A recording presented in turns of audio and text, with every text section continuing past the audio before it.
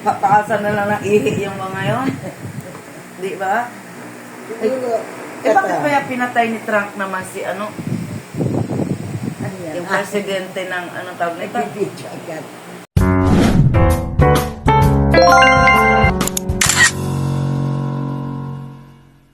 Alisin natin mabaho sa ulan.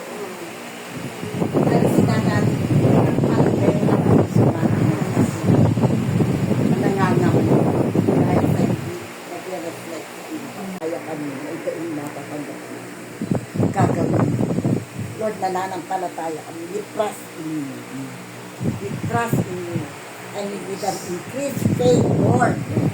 We believe in you, Lord God, na may gagawin kang maganda sa aming bansa. Amen. Breakthrough will come upon our nation. In Jesus' name. In Jesus' name. Kasi Lord, tao lang itong gumagawa ng problema sa aming gobyerno. And you are the King. You are the Lord. You are the This is a favor. An opportunity na makakita siya ng maayos na trabaho na naangkot sa kanyang kakayanan. And we believe in you, God, in your perfect time. Oh Lord God, because in you there is always a way. There is always a way. Hallelujah. Thank you, Father God. Kung kanya pa ibang mga anak, Panginoon, bless po, ingatan po. Saan nasakit at karamdaman at buhay mo po, mapanalangin na kailangan na provider. Salamat po sa buhay ni Sister Aileen. Namin, God, ikaw po, Panginoon. O Lord, ang may hawak ito, Panginoon. Kaya Lord, hayaan mo ito, Panginoon, na bilang mga anak mo, Panginoon, ang nais mo, Lord, na ay lagi kami maging malapit sa iyo. Nais mo, Panginoon, lagi kami nakikipag-ibig sa iyo, Panginoon. So Lord God, kung kami man po ay nagkukulang sa bagay na ito, Panginoon, patuloy mo kami paalalahanan.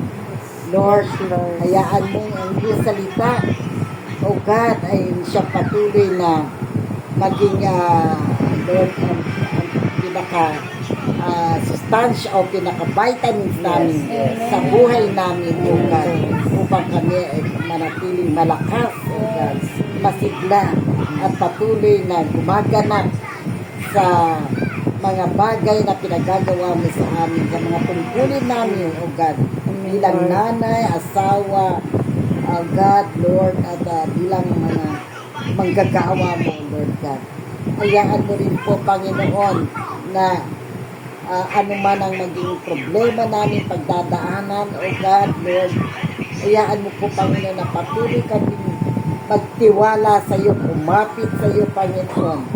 At dahil nga po, Lord God, ang pangako mo, Panginoon, O God, that you are our help, our very present help, O God, in times of need. Lord, salamat po. Salamat po. Katulad po ng mga usa, Panginoon. Cause us, O Lord God, gawin mo kami, Panginoon, na maging laging nasasabik sa iyo, sa iyong presensya, nagagalak sa presensya mo, Panginoon. O God, salamat po. Pagpalahain mo po, Panginoon, O God, ang bawat pamilya namin, Panginoon, ay pinagkatiwala mo sa amin, O God. Hayaan mo po, Panginoon, na sa loob ng aming tahanan, ikaw po ang maghari at patuloy, O God, Lord, na kung saan, Lord, with one spirit, with one faith, O Lord God, naroon yung united spirit, O God, unity sa loob ng tahanan, O God, kung saan ang bawat pamilya, bawat membro ng tahanan ay patuloy na nagpapasabot sa iyo. O God, salamat po. Ikaw po manatili maghari sa bawat sambahayan namin at sa tahanan ito, Panginoon. Patuloy, O Diyos, ng panalangin namin, Lord, dahil bukas lagi ang pinto ng tahanan ito para sa iyo. Yes. Para sa mga tao, Panginoon, O Lord, hallelujah. Hayaan mo naman po laging bukas ang pinto ng langit para sa kanila at dumabaloy ang masaganang pagtatala. Ligtas sila sa anumang sakit at karamdaman. Yes. Salamat po, Ama. Nabalik namin sa iyo lahat ng papuri, Yes. pagsamba at Praise the Lord. pasalamat sa pangalan ni Jesus. Amen. Amen. Amen.